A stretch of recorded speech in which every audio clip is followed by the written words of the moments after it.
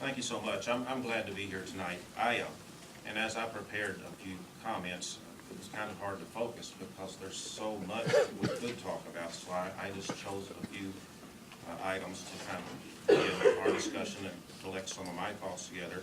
And as we go, if you have a thought like he talks kind of strange, we're going to blame that on the great state of Arkansas. I did learn a lot there before I landed in Missouri. I want to start with a question here for you to consider. And I did pull some thoughts from the internet, some from the news in recent days, so some of this might sound familiar. My first question for us to think about is, what country is the richest in the world, has the largest military, is the center of world business and finance, is the center of innovation and invention, has currency that is the world standard in value, and has the strongest education system? If we asked that question in 1900, the answer was Great Britain. So 100 years makes a lot of difference. If we asked that question 30 years ago, a lot of us would say without hesitation the United States. If we ask that question today, then we might have a little bit of a debate on some points. So that's kind of how I want us to begin some thinking about education. So the world that we live in, and Governor Holden has already alluded to this, it's changing.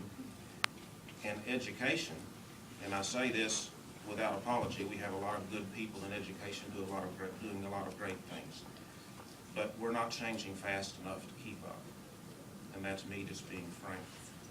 Certainly some changes are in order so that our children will be prepared for the years that are ahead.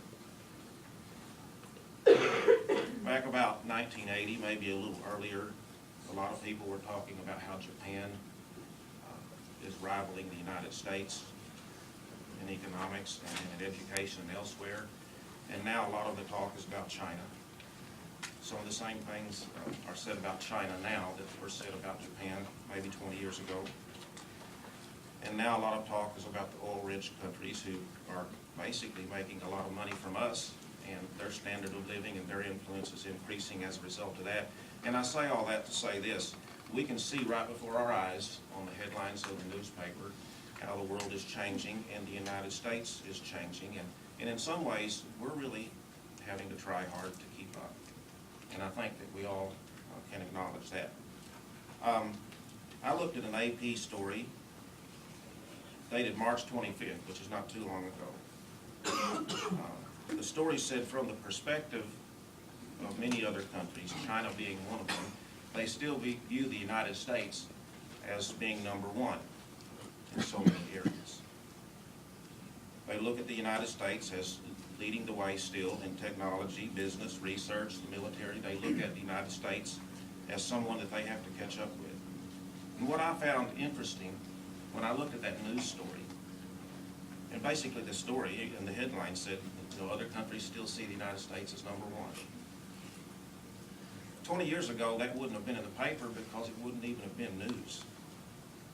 But today it's in the paper just to remind us that there are still some other countries who look to the United States as setting the trend. So I thought that was interesting.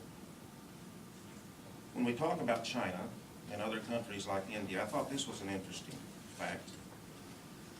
The United States, let me say it this way, in India and in China, each of those countries have more honors students than the United States has students. So the sheer numbers really place a heavy burden on us as far as competing worldwide. It's hard for our students to keep up. Not that they can't keep up, but there's so many others who are qualified and will be qualified. So that's kind of the world we live in too. One other story from the Associated Press, and I read this on April 2nd. It was about a company in China named Foxconn.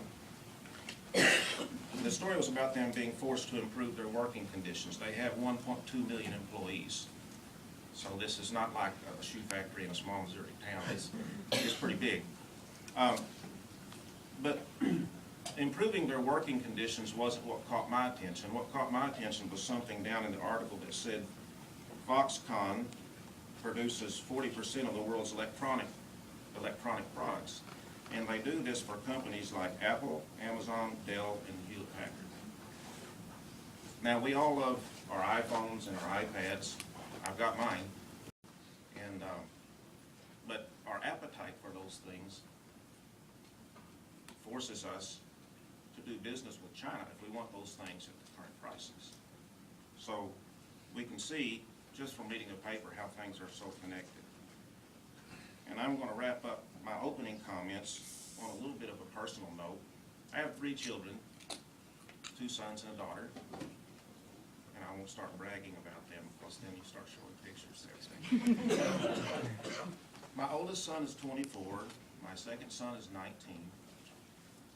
They both have a fascination with Germany. Now, I don't know why my family did not come from Germany. They both studied German in high school. Both of them took a extended leave to go to Germany and study for a month during the summer. I looked at Facebook today. You check up on your children on Facebook these days. That's how life has changed. My sons often write messages on Facebook in German. Maybe that's so they don't know so Dad don't know what's going on. But they have friends in Germany. They communicate with them. You know, and like I said, I don't fully understand what their fascination is there, but I'm glad that it is, because these guys may be doing business with Germany in the years ahead. Good likelihood. I have a friend from college who is doing business there. I got